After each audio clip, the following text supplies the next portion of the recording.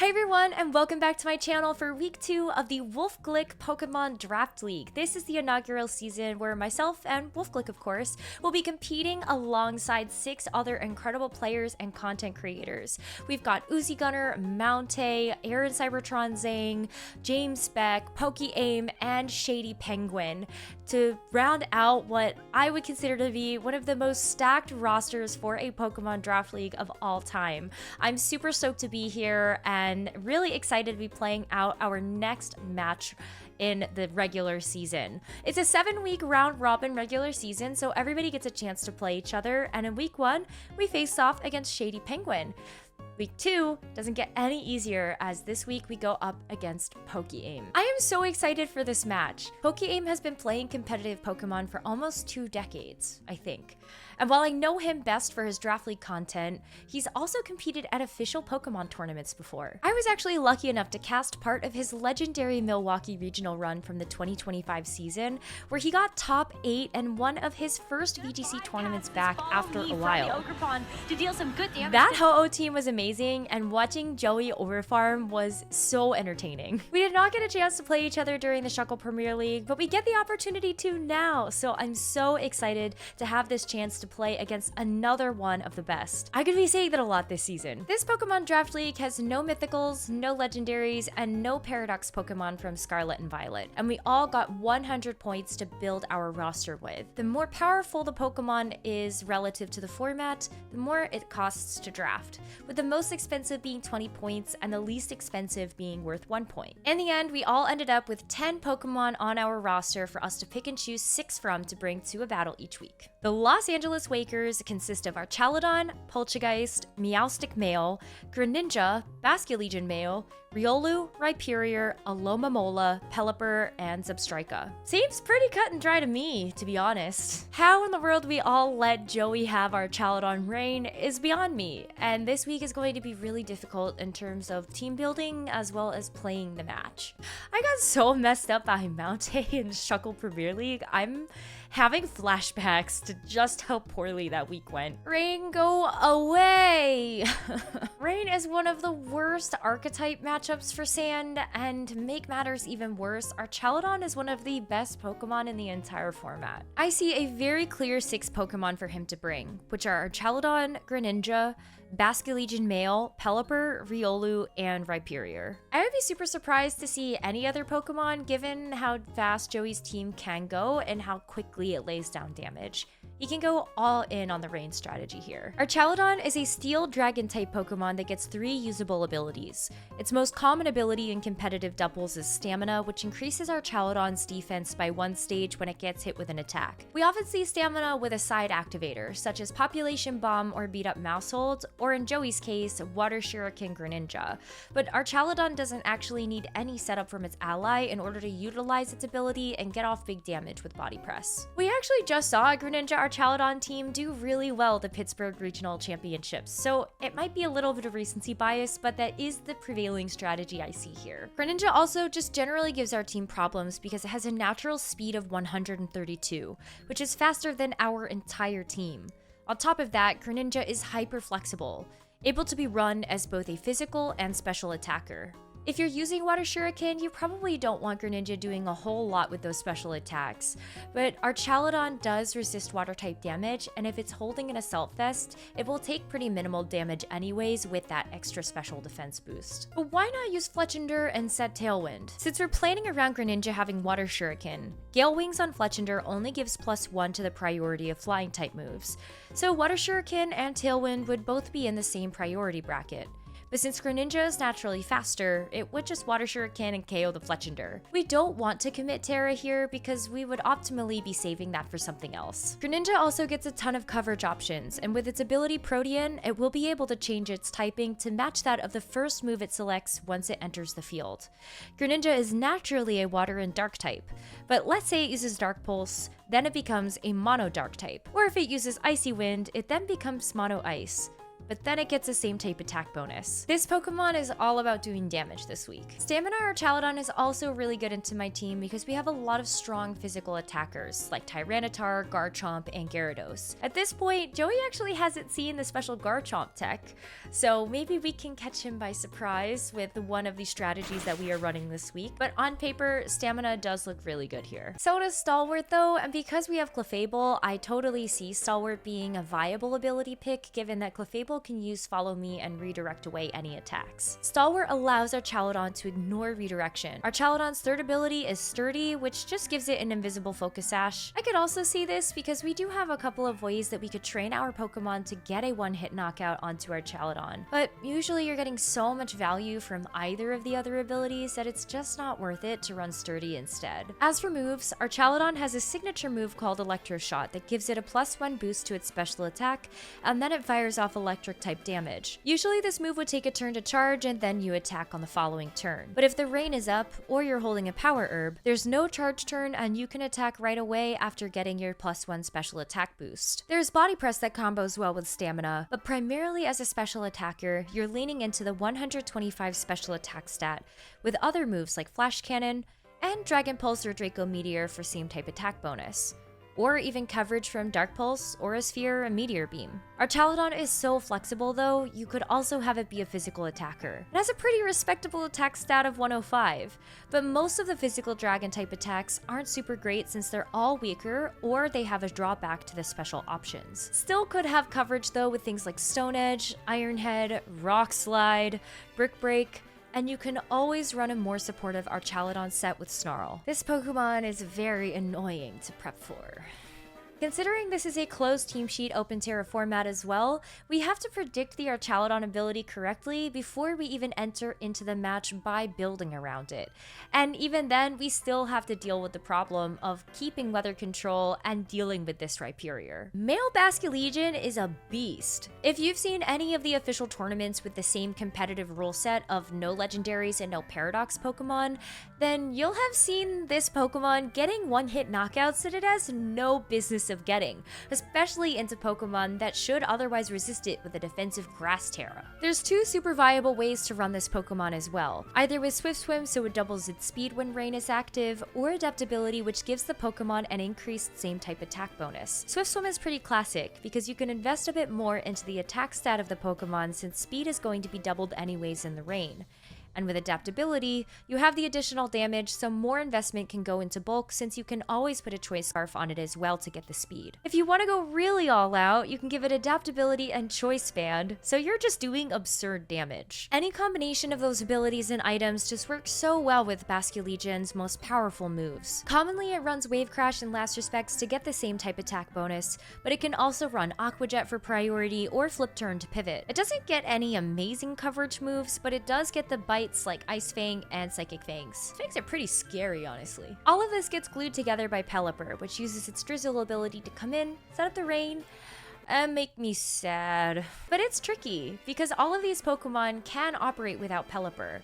Pelipper in the rain just makes them stronger. If Archaludon is Power Herb, then it doesn't need the rain to get an Electro Shot off right away. Greninja gets a boost to its water type attacks if it wants, but can still change its type with Protean to get a stab boost to anything else. And Basculegion Male with a Choice Scarf is still pretty self-sufficient. We actually even see Basculegion on competitive teams right now without any other rain pieces because Basculegion on its own is so good. Pelipper comes in and can set the rain, and then of course go for its standard stuff like Weather Ball, which could also just be used against us in the sand. And it has Tailwind and Wide Guard support. Also Hurricane, which bypasses the accuracy check in rain and has a 30% chance of confusing the target. It would be such a shame if we were just hitting ourselves. Last but not least, let's talk about this Rhyperior and Riolu. Rhyperior is so physically bulky. It's really slow with a base speed stat of 40, but it makes up for that with an impressive amount of attack, HP, and defense. Paired with Riolu, Riolu can have the Prankster ability to coaching priority, and then Rhyperior is getting even better with a +1 to attack and defense before it even gets a chance to move or take damage. I expect that this Rhyperior will have Lightning Rod to redirect away electric type attacks since that's the biggest enemy to most of the other Pokemon on Joey's team. But if you wanted to beef up Rhyperior's defenses even more, you could use its ability Solid Solid Rock, which reduces the damage taken from super effective moves by 25%. Reckless would be insane without a Trick Room option, since you do get a chance to do extra damage with moves that cause recoil or crash damage,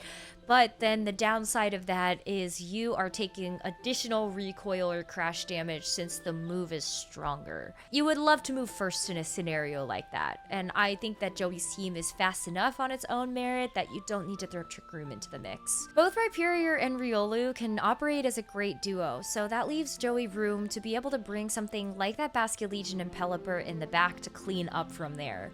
And that makes my game really awkward, since I would then feel forced to have to preserve the Tyranitar either by switching it out and then something switching in takes a ton of damage, or at the end of it, I could still get slapped by a Basculegion with Choice Scarf anyway, since it's still going to outspeed me if there's no rain. So yeah, there are a lot of things for me to consider when team building for this week. I'm pretty confident that these are the 6 Pokemon that Pokeaim will bring to our match this week, but getting the abilities right is crucial.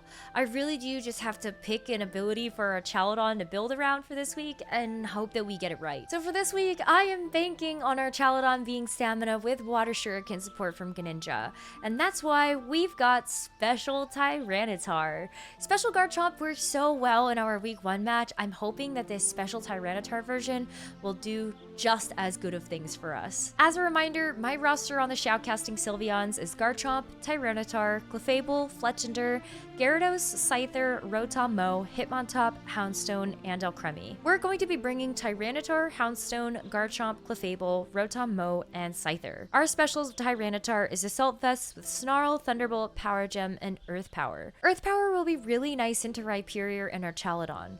Snarl could do super effective damage into Basculegion and lower the special attack of Archaludon and Pelipper, and then Thunderbolt, well, it's a rain team, so it will be doing a lot hitting the right targets. Special Tyranitar is mostly to get around Stamina Archaludon and the Rhyperior. The Stamina boost on Archaludon would wall the physical attacks from Tyranitar after getting a certain number of activations, and Rhyperior just has a beefy physical defense. We also have Clefable to redirect away attacks with Follow Me, which will give some room for our Garchomp to set up a Sword Stance and then go to town with Dragon Claws and Earthquakes next to Rotom or Scyther. We do have Protect on 4 of our Pokemon, so that is always an option, so I'm not taking damage from side Earthquake. Clefable also has speed control with Icy Wind, so its bulk can hopefully play a role and keep it alive to slow things down. Houndstone is nice because with Sandrush we can contend with the natural speed of the Greninja and Basculegion in Rain. If Joey gets Tailwind or has Rain up and Swift Swim is activated on the Basculegion, then obviously this game plan kinda goes out the window.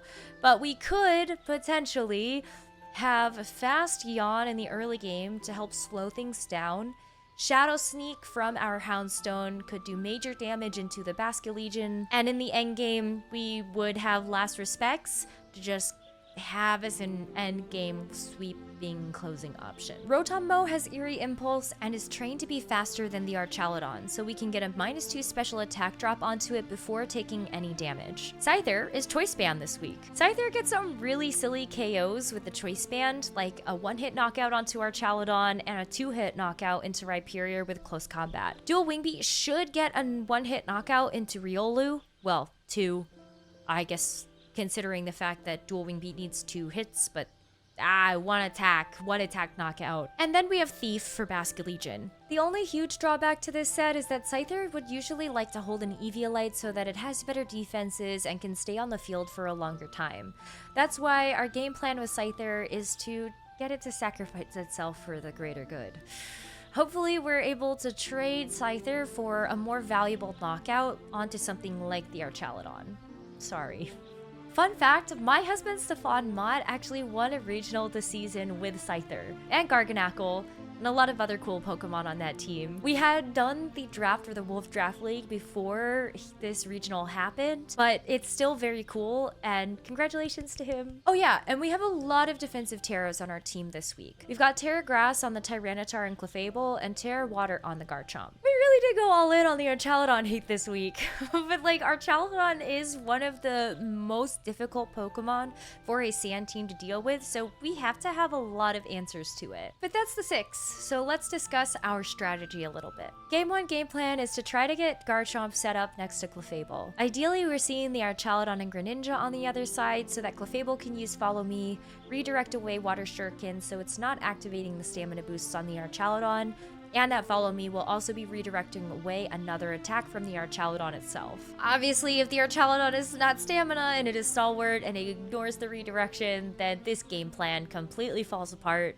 But hopefully it is not, and we will be able to get this plan off the ground, give Garchomp a Sword Stance boost, and let it go to town with Dragon Claw and Earthquake on the subsequent turns. The Pokemon in the back will be Tyranitar, plus whatever I feel like is going to have the best matchup into what will be in the back for Pokeaim for that first game. We do have Sandveil on this Garchomp, maybe that will activate this time. It would be nice with the Sword Stance boost and the Sandveil activating. Maybe our Garchomp can keep doing good things. The game 2 game plan kind of depends on what happens in game number 1. If the Sword Stance Garchomp play works, then we can run that back in the second game, but if it doesn't, then we might want to consider pivoting to have something like Scyther come in the front and try to get that valuable damage trade of the Scyther for something else, and then make some adjustments on what's in the back based on what I feel like might be counterplay to that particular strategy. A lot is riding on us getting this Archaludon ability correct, and that is reflected in our team building. I'm worried that if I get it wrong, I will not be able to adjust quickly enough on the fly, but time to play. So good luck, have fun! Before we get into the match, I want to apologize in advance for the audio balancing while in-game. I really appreciate everybody that pointed out the audio balance problems in the comments of the week 1 video. So I see you, I will be working on it in the future, but unfortunately this week's match was recorded before week 1 was posted, so I didn't get a chance to see your feedback until it has been too late. We have overlaid subtitles though, so hopefully that is a band-aid to the problem, and again, I apologize. It's time to do. Okay.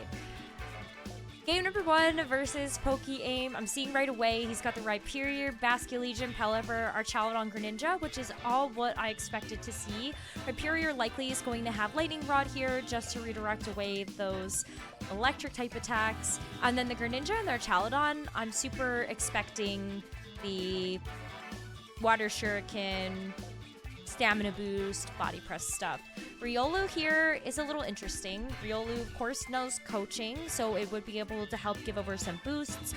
But it's going to be really important for me to identify the item that it has and then also just go from there. I think I still want to start out with my game 1 game plan. I want to go for the setup with the Garchomp. I have the opportunity here to just go Follow Me on the Clefable, use my Garchomp, sniff out what speed the Basculegion is going to have if it hits the field first. And then I can have the Tyranitar in the back as well as the Rotom.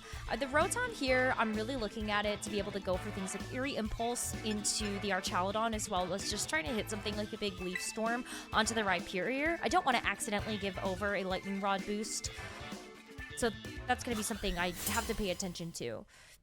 Hopefully we just get this right with the Garchomp lead and we can go from there. If I'm able to get the Sword Stance up in the Garchomp, I'll be able to do some pretty good damage.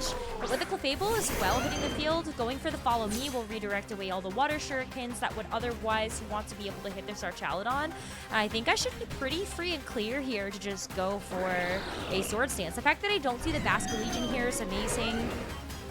I don't want to Terrastallize away the Garchomp just yet. I really don't want to be... I don't want to be susceptible to an Electro Shot. But if it's Stalwart, and I'm wrong since this is closed team sheet, I do just kind of... Wait, no, I don't. It's just... I don't know. I'm trying to think, like, if the Archaludon is Stalwart instead, then that's definitely a problem. Sludge Wave! What is this? Sludge Wave Greninja actually does so much damage to my Clefable. I really hope this isn't Stalwart Archaludon.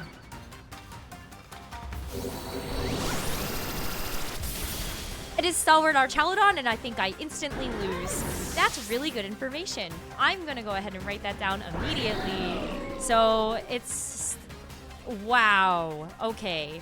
Stalwart Archaludon. We've got Sludge Wave on Greninja. That is, a tricky spot. So Clefable didn't get anything done here, and that's not very good.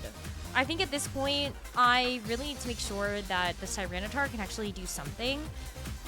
But the fact that it's Stalwart means I can't actually redirect away the attacks. That was super smart. You can still go for the Sludge Wave here, and obviously this Greninja is much faster. I think... I can't even actually Terrasilize here, can I? But that means it's not Stamina. I'm gonna have to give away that this is Earth Power, though. I do know that.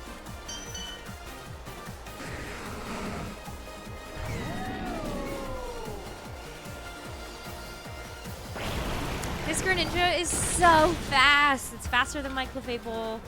I can't redirect that away. That's a good Greninja, and then I assume Archaludon is gonna end up moving. Yeah. At least I have the Assault Vest, which will definitely help out a lot. And you know what? Archaludon actually does take a good amount of damage here. My biggest problem is that this Greninja, I'm not sure I actually have a very good way to hit it.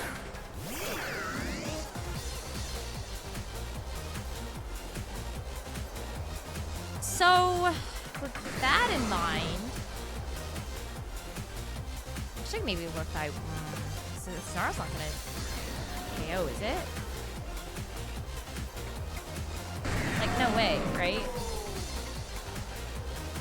I think I'm just gonna go normal here so my Rotom doesn't just simply die. Okay. Oh, that actually affects a lot. I think that means that my Scyther game plan is probably okay. In the next game.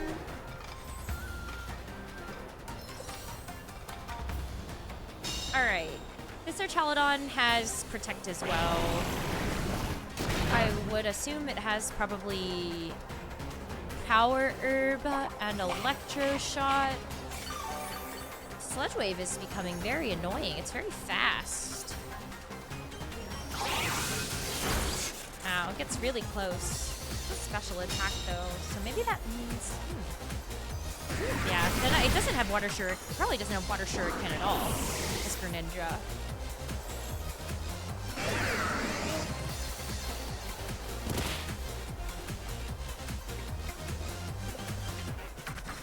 I'm worried more about like the...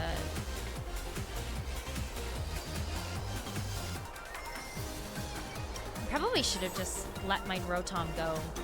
I'm getting a lot of information from this first game, that's for sure.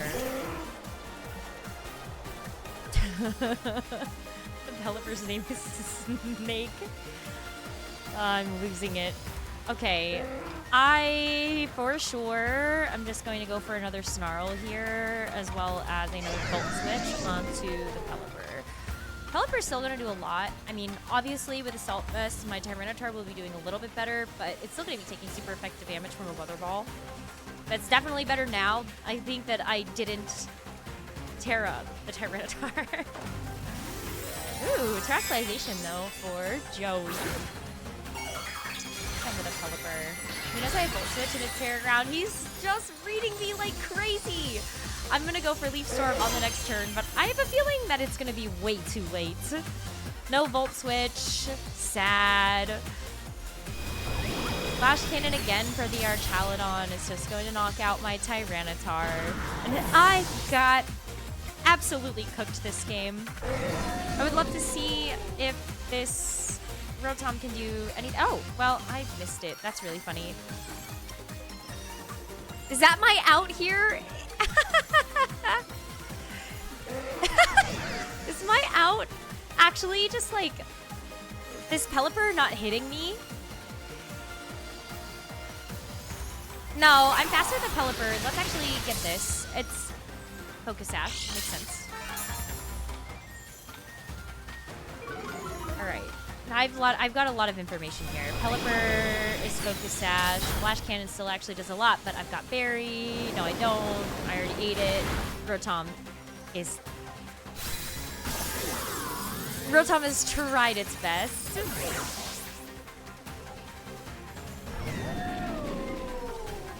Game number 1 was not great. Game number 2, I hope goes a little bit better. The only 3 Pokemon that I saw Joey reveal were the Greninja and the Archaludon. It definitely said Water Shuriken, Stamina, and it was not. So I think heading into this next game, I have to imagine that there might not be the same lead.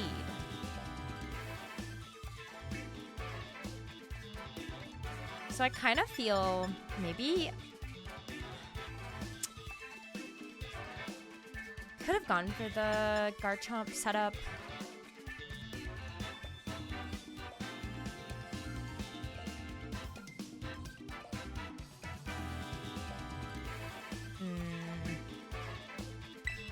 Actually, I kind of wonder if I go Garchomp Scyther and then I go Tyranitar and Fable. No, I still think Rotom is the right choice. I could try doing the setup with the Garchomp again, but now this time I also have Scyther next to it. And then I can also switch in the Tyranitar. All right, let's try this. I want to get the setup with the Garchomp. I still think it would be good for the rest of this match. But the fact that I didn't get it and the Garchomp just got KO'd on first turn is definitely not very good. We've got the Rhyperior on the field now, and that's almost like exactly what I wanted. Rhyperior is going to be Terra Grass. That Riolu almost certainly has coaching.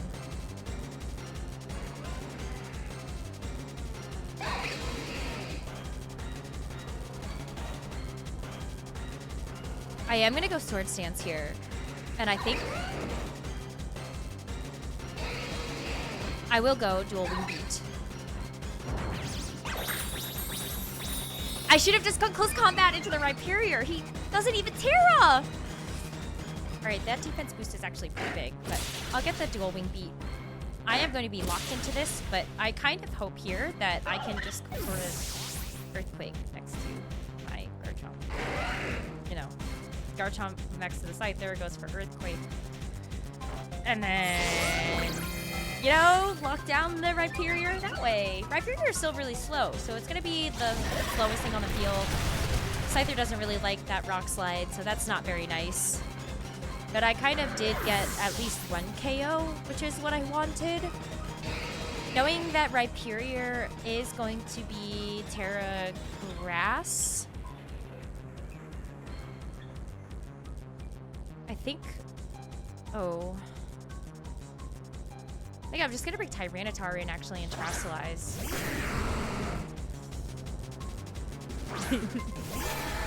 Gabs Legion. I love this. Joey's nicknames are always on point.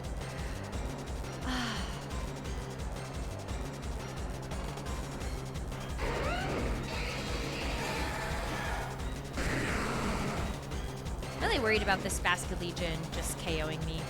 If the Greninja is Choice Scarf, then this Basket Legion cannot be, which is a good thing. It means that I should truly be faster with the Garchomp. I think I'll just go for Earthquake here and Terra Grass myself. Oh, this is actually really rough.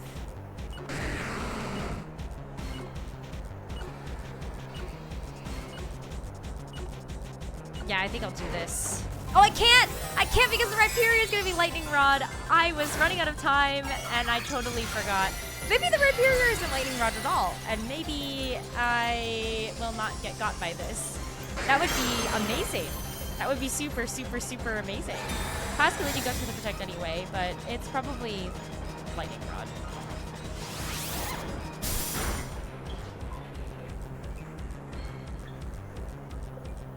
Time to find out! Yeah, it's Lightning Rod.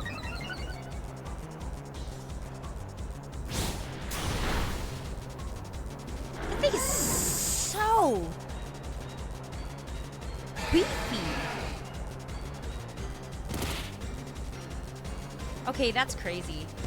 I thought maybe that the Garchomp would do a little bit better than that. At least the Rotom can't actually get KO'd. This is not good. I'm still gonna go for the Leaf Storm into the Rhyperior. And I'm still gonna go for Thunderbolt into the Basculegion. This Basculegion has Terra Water, so that's always pretty safe. And I'm doing it again. I am doing it again. I'm hopeful that, like, you know, the Rotom is gonna knock it out. That would be, but yeah, he terrestrializes, and I once again do the thing that I just did on the last turn. I deserve to lose this game. I deserve to lose this game, and I deserve to lose this set. Absolutely not paying attention is the most egregious thing I think I could have done.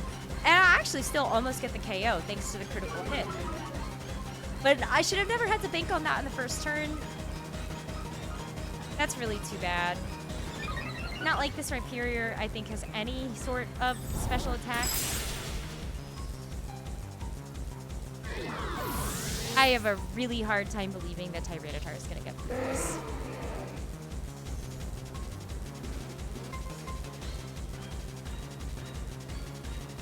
I do have to get rid of this Rhyperior. Just gonna Ice Punch me. I live? It doesn't matter because it survives anyway? That's insane. Yeah, I mean, he's just faster than me. There's nothing I can do. Oh, well. GG's. I hate rain. Rain is like the bane of my existence.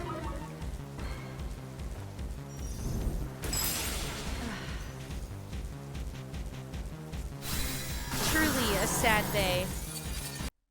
Well, that was bad. Let's watch it again.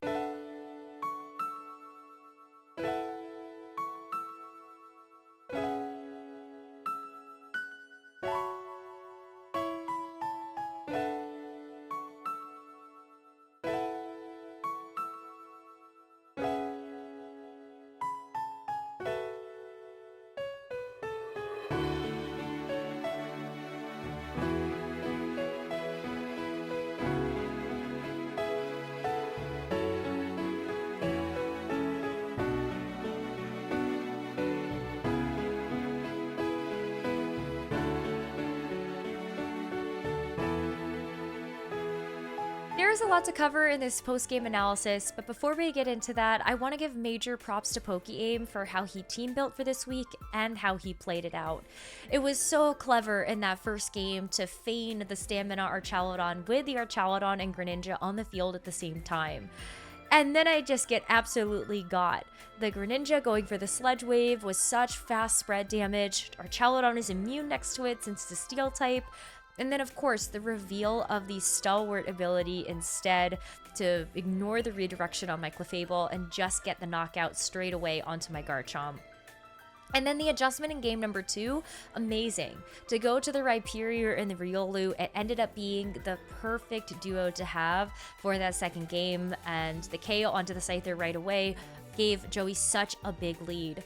There was also a Basculegion that had a clear amulet. While I didn't get a chance to actually see the clear amulet activated in the game, it's a really cool tech to have on the team in preparation for there being something like an Intimidate Gyarados. So GG's to Pokeaim, thank you so much for the set and for giving me a lot to think about for this post-game analysis. And before we get into the constructive feedback, I was happy that I got the 6 otherwise correct that would be brought to the match this week, and I was able to predict what would happen next as soon as I saw it play out on the field. I just couldn't stop it. Yeah, where do I begin? Game 1, I was actually really happy with my leads. If the Archaludon was Stamina, then we get our Sword Stance boost, Tyranitar gets to come in, set the sand, and then we do have strong Dragon Claws as an option for the subsequent turns. Unfortunately, we got and we lost the gamble on the ability and kind of just lost on the spot. Even if we get to keep the Swords Dance boost, because let's say we Terrastalize the Garchomp on turn 1 and we don't drop to that Dragon Pulse from Archaludon, on turn 2, I now know that the Greninja has Icy Wind. It could just get an Icy Wind speed drop onto my Garchomp, then the Archaludon is faster, and it's threatening a KO with a super effective Electro Shot. Clefable can't redirect that, so the game is still really hard, but we did our best to extend the game and get as much information as possible. Rotom was also a bad Pokemon to have in the back for that game 1. It probably should have been Houndstone. Rotom was really there as a lead in order to get those Eerie Impulse drops, which would have forced some switches, or at least neutralized a lot of damage so that we're starting to get positive damage trades. Game 2, I made a decision to switch up my leads, and in theory, I still really like that. Both Garchomp and Scyther put on a lot of offensive pressure, and Garchomp doesn't really need a Swords Dance in order to do damage. If Joey had gone for the same leads, then I do have the Scyther to threaten a one-hit knockout into the Archaludon, and I Terrastalize the Garchomp so it can survive and fight back against that Greninja as well. Instead, we see the Rhyperior and the Riolu, and I still think it is correct to have gone for the knockout into the Riolu. It's kind of a double-edged sword though, because on the one hand, you don't want the Riolu to have extended turns in this game since it can just continue to give over coaching boosts, but on the other hand, this Rhyperior is a huge threat now.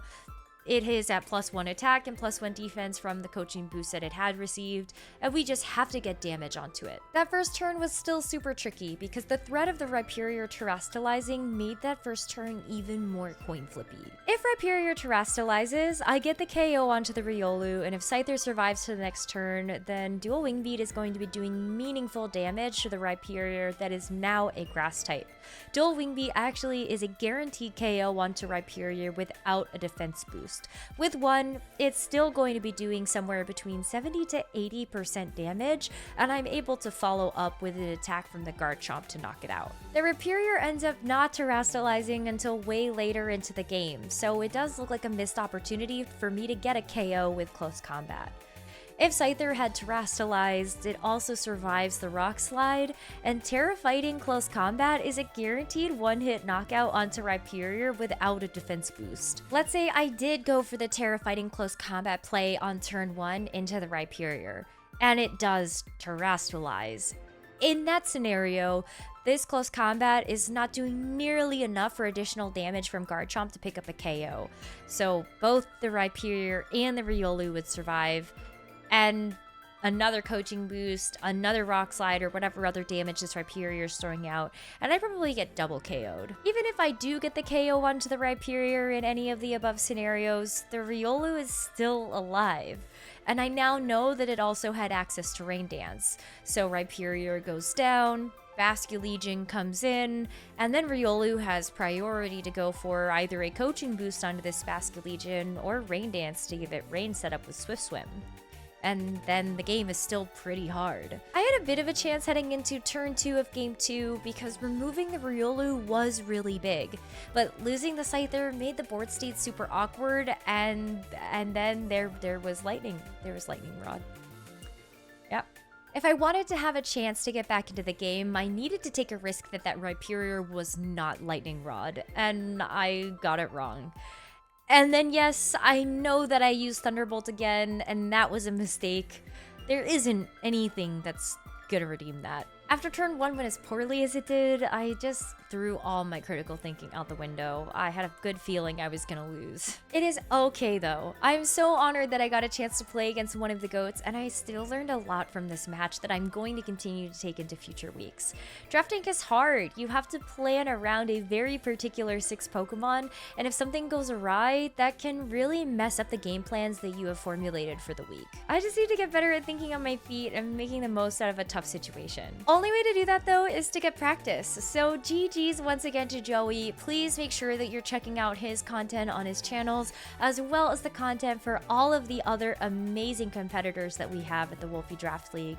And thank you all so much for continuing to support mine as we continue through the regular season. Next week, we play against Aaron Cybertron Zing, one of my codecasters in the official Pokemon circuit, and someone that I have some history with when it comes to these special content sets. So it should be an unforgettable showdown. See you next week!